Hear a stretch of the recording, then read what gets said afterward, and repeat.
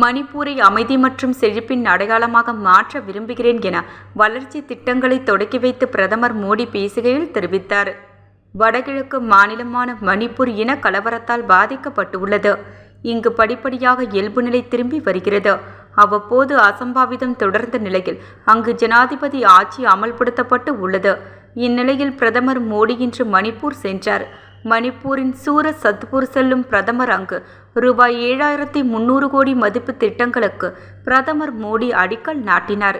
பின்னர் பொதுக்கூட்டத்தில் பிரதமர் மோடி பேசியதாவது: மணிப்பூர் தைரியம் மற்றும் துணிச்சலின் பூமி. மணிப்பூர் மக்களின் ஆர்வத்திற்கு வணக்கம் செலுத்துகின்றேன். மணிப்பூர் என்ற பெயரிலேயே ரத்தினம் உள்ளது. இது வரும் காலங்களில் வடகிழக்கு மாநிலங்களில் பொலிவை ஏற்படுத்தும். புதிய திட்டங்கள் மணிப்பூரின் மலைப்பகுதிகளில் வாழும் பழங்குடியின மக்களின் வாழ்வை மேம்படுத்தும். மணிப்பூரின் மலைகள் வளிமதிப்பற்ற மிக பரிசு. இது மக்களின் கடின உழைப்பின் அடையாளமாகவும் உள்ளன. அமைதிக்கான மத்திய அரசின் தொடர்ச்சியான முயற்சிகள் மலைகள் மற்றும் பள்ளத்தாக்கில் வசிக்கும் மக்களிடையே மோதலுக்கு தீர்வு காணும் வகையில் பேச்சுவார்த்தைக்கு வழிவகுத்தன. மணிப்பூரை அமைதி மற்றும் செழிப்பின் அடையாளமாக மாற்ற விரும்புகிறோம். நான் இந்த மாநில மக்களுக்கு ஆதரவாக இருப்பேன். மணிப்பூரின் வளர்ச்சி பாதையில் பயணத்தை விரிவுபடுத்த மத்திய அரசு தொடர்ந்து பாடுபட்டு வருகிறது. வளர்ச்சிக்கு அமைதி மிக முக்கியமானது.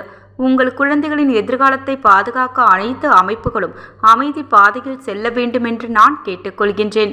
மணிப்பூரில் ரயில்வே, சாலை இணைப்பு திட்டங்களுக்கான பட்ஜெட் ஒதுக்கீட்டை மத்திய அரசு அதிகரித்து உள்ளது. இவ்வாறு பிரதமர் மோடி கூறினார்.